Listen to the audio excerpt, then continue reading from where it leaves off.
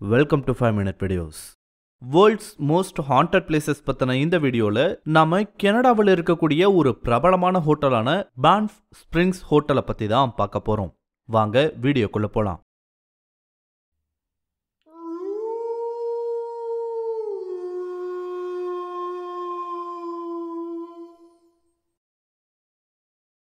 கனடாவோட Banff national பார்க்ல அமைஞ்சிருக்க ஒரு பிரம்மாண்டமான ஹோட்டல் தான் இந்த ஃபேர்மாண்ட் பான்ஃப் ஸ்பிரிங்ஸ் ஹோட்டல். தரைமட்டத்தில் இருந்து 4640 அடி உயரத்துல ராக்கி மலைத்தொடர்களுக்கு நடுவில் அமைஞ்சிருக்க இந்த ஹோட்டலை சுற்றி இருக்க இயற்கை அழக ரசிப்பதற்காகவே இங்க பலரும் போறாங்கன்னு சொல்லலாம். கனடாவில் கட்டப்பட்ட ரொம்பவே பழமையான ஹோட்டல்ஸ்ல இதுவும் ஒன்னா பார்க்கப்படுது. இது கட்டப்பட்ட ஆண்டு 1888.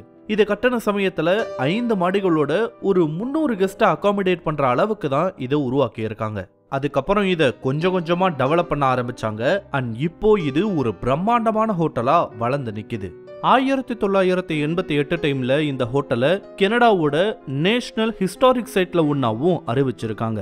இப்படி பல விதங்கள்ல ஃபேமஸ் ஆன இந்த பான்ஃப் ஸ்பிரிங்ஸ் ஹோட்டல் இன்னொரு விஷயத்துக்கும் ரொம்பவே ஃபேமஸ் ஆனது. அதுதான் இங்க நடப்பதா சொல்லப்படக்கூடிய சில அமானுஷ்யமான நிகழ்வுகள். ஆக்சுவலா இந்த ஹோட்டல் உலக அளவுல வெளியே தெரிஞ்சதுக்கு இது ஒரு முக்கியமான காரணம்னே சொல்லலாம்.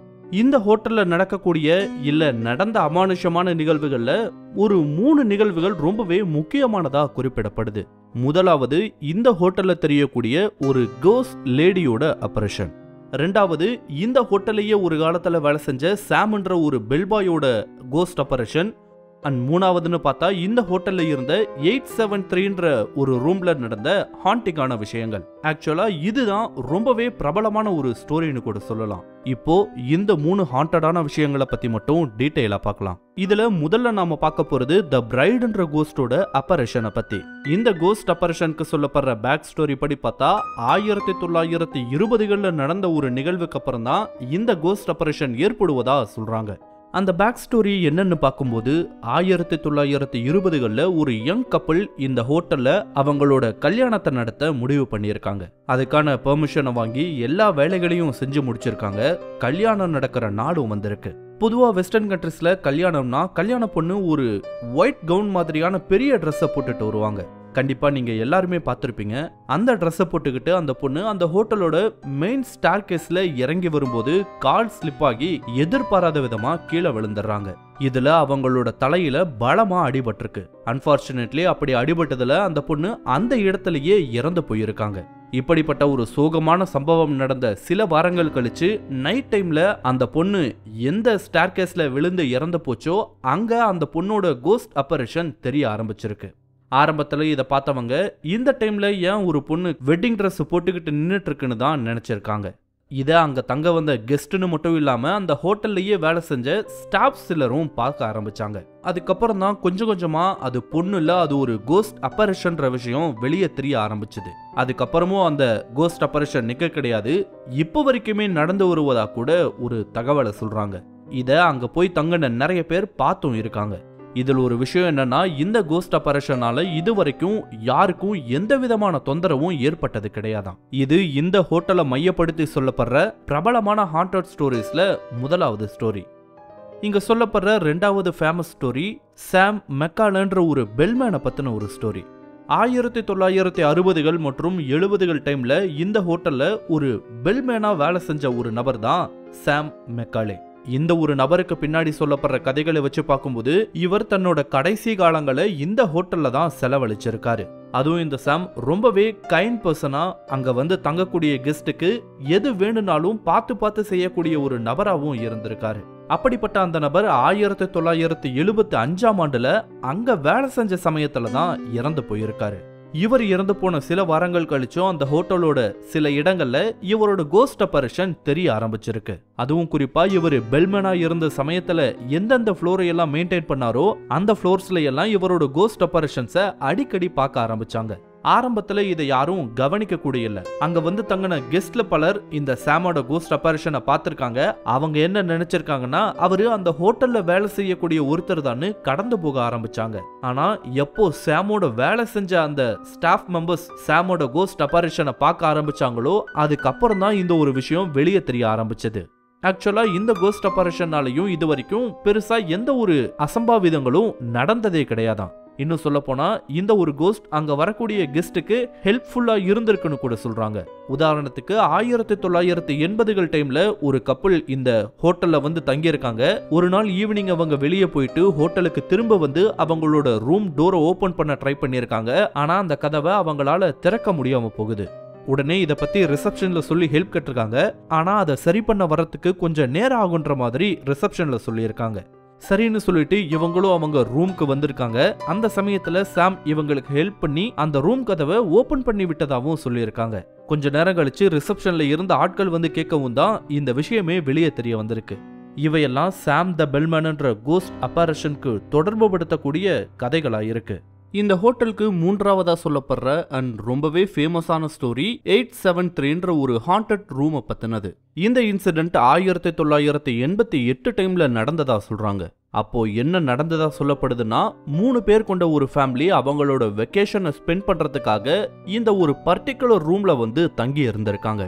ஒரு நைட் அந்த ரூம்ல தங்கி இருந்த ஹஸ்பண்ட் என்ன பண்ணியிருக்காருன்னா, தன்னோட வைஃப் குழந்தை 2 பேரையும் கொன்னுட்டு அவரும் பண்ணி இறந்து போயிட்டாராம். இதுக்கான காரணமா 2-3 விஷயங்களை சொல்றாங்க. ஒன்னு, வைஃப் அஃபேர்ல இருந்தது அந்த கணவனுக்கு தெரிய வந்து அந்த கோபத்துல இத பண்ணதா ஒரு தகவலை சொல்றாங்க. அடுத்தது, அந்த ஹஸ்பண்ட் ஒரு சைக்கோன்னும் அந்த பொண்ணை மனதளவுல ரொம்பவே டார்ச்சர் பண்ணிட்டு வந்ததாகவும் அந்த கோபத்துல வெக்கேஷன் வந்த இடத்துல இப்படி கொலை பண்ணிட்டதாகவும் ஒரு இடத்துல படிக்க முடிஞ்சுது. ஆனா அது பின்னாடி இருக்க உண்மை என்னன்னு தெரியல. அடுத்த நாள் தான் ரூம் நம்பர் 873ல இப்படி ஒரு சம்பவம் நடந்திருக்குன்னே தெரிய வருது. ஹோட்டல் மேனேஜ்மெண்ட்டும் உடனடியா போலீஸ்க்கு தகவல் கொடுத்திருக்காங்க. அவங்க வந்து செய்ய வேண்டிய டெஸ்ட் அண்ட் இன்வெஸ்டிகேஷனை எல்லாம் செஞ்சு முடிச்சிருக்காங்க. இது நடந்த அடுத்த சில மாதங்களுக்கு அந்த ரூமை எவிடன்ஸ்க்காக பூட்டியே தான் வச்சிருந்திருக்காங்க. அப்புறம் அந்த கேஸை க்ளோஸ் பண்ணதுக்கு அப்புறம் தான் அந்த ரூமை போலீஸ் ஹோட்டலை யூஸ் பண்ணிக்கலாம்னு சொல்லியிருக்காங்க. அப்படி சொன்னதும் அந்த ரூமையே டோட்டலா ரெனோவேட் பண்ணியிருக்காங்க ஹோட்டல் மேனேஜ்மெண்ட். ரெனோவேட் பண்ணதுக்கு அப்புறமா சில மாதங்கள் கழிச்சு தான் அதை மறுபடியும் ரெண்டுக்கு விட ஆரம்பிச்சிருக்காங்க. ஆனா அதுக்கப்புறம் அந்த ரூம்ல வந்து தங்கின யாருமே அங்க நிம்மதியாவே இல்லையா. அந்த ரூம்ல தங்கின யாராலையும் அந்த ரூம்ல ஒரு நைட் கூட முழுசா ஸ்பெண்ட் பண்ணவே முடியாம போனதா சொல்றாங்க.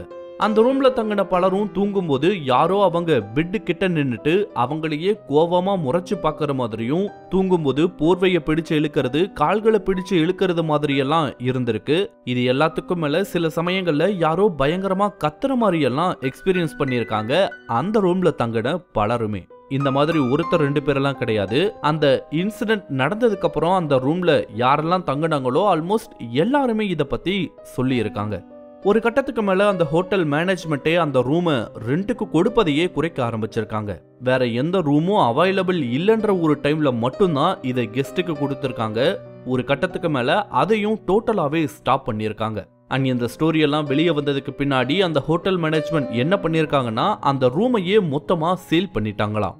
இப்படி ஒரு ரூம் அங்க இருந்ததை பத்தி அந்த ஹோட்டல் ஸ்டாஃப்ஸ் யாருமே எந்த ஒரு விஷயத்தையும் அங்க வர்ற கெஸ்ட் கிட்ட பேசுவது கூட இல்லையா. ஆக்சுவலா இந்த ஹோட்டல்ல இந்த ஒரு ரூம்ல மட்டுமே கிடையாது, இன்னும் சில ரூம்ஸ்லயும் ஹாண்டடான விஷயங்கள் எல்லாம் நடப்பதா கூட சொல்றாங்க. பட் இது வரைக்கும் அந்த ரூம் சம்பந்தமா பெருசா எந்த தகவலும் வெளியே தெரிய வரல. இப்படியும் ஒரு கதை அங்க சொல்லப்பட்டு வருது. என்னதான் இந்த ரூம் நம்பர் 873க்கு பின்னாடி இப்படிப்பட்ட கதைகள் சொல்லப்பட்டாலும் இத பத்தி அந்த ஹோட்டல் மேனேஜ்மெண்ட் என்ன சொல்றாங்கன்னா, அந்த ரூம்ல அப்படியெல்லாம் ஒண்ணுமே இல்லன்றத தான் பதிலாவே கொடுக்கறாங்க. இப்போ இதோட ரியாலிட்டி என்னவா இருக்குன்னு பார்க்கும்போது, அந்த ரூமை ஃபுல்லா சீல் பண்ணி கதவு இருந்தது கூட தெரியாத அளவுக்கு பண்ணது மட்டும் இல்லாம அந்த ரூமோட மேஜர் ஏரியாவை முழுசுமா இடிச்சிட்டு அதுக்கு பக்கத்துல இருந்த ரூமோட இணைச்சு ஒரு பெரிய ரூமா மாற்றி அமைச்சிருக்காங்க. இதுக்கு அவங்க சொல்லக்கூடிய காரணம், அந்த 873 ரூம் சின்னதா இருந்ததால அதை டெமாலிஷ் பண்ணிட்டு 2 ரூமை ஒன்னா சேர்த்துட்டோன்ற மாதிரி சொல்லி இருக்காங்க. ஹோட்டல் தரப்புல என்னதான் இந்த மாதிரியான தகவல்களை சொன்னாலும் அந்த ரூமோட ஒரு பகுதி, அதுவும் அந்த கொலைகள் நடந்த பகுதின்றது இன்னமும் சீல் செய்யப்பட்டு தான் இருக்குன்ற கதைகளும் பரவிட்டு தான் இருக்கு. இதுதான் பான்ஃப் ஹோட்டல்ல சொல்லப்படுற 3வது மற்றும் ரொம்பவே பிரபலமான ஒரு ஹாண்டட் ஸ்டோரி. இந்த மாதிரியான கதைகள் இந்த ஹோட்டல் மேல இருந்த பயத்தை அதிகப்படுத்தி மக்கள் அங்க போறதை குறைஞ்சிடுச்சான்னு கேட்டா அதுதான் கிடையாது. ஆக்சுவலி இந்த கதைகளின் மூலமா இந்த ஹோட்டல் முன்பு இருந்ததை விட இப்போ இன்னுமே ஃபேமஸ் ஆகி இருக்குன்னு தான் சொல்லணும். அங்க தங்க போற கெஸ்டும் அங்க வேலை செய்யக்கூடிய நபர்கள் கிட்ட இந்த கதையை பத்தி பேசிக்கிட்டு தான் வர்றாங்க. சோ இதுதான் ஹாண்டட் பிளேஸ்ல ஒன்னா பார்க்கப்படுற ஃபேர்மவுண்ட் பான்ஃப் ஸ்பிரிங்ஸ் ஹோட்டல் பத்தின தகவல்கள். இந்த வீடியோ உங்களுக்கு பிடிச்சிருந்தா லைக் பண்ணுங்க, கமெண்ட் பண்ணுங்க, ஷேர் பண்ணுங்க. இதே மாதிரியான புதிய வீடியோக்களை பார்க்க மறக்காம 5 Minute Videos சேனலுக்கு சப்ஸ்கிரைப் பண்ணுங்க. அண்ட் மறக்காம நோட்டிபிகேஷன் பெல் ஐகானையும் கிளிக் பண்ணி விடுங்க. தேங்க்யூ.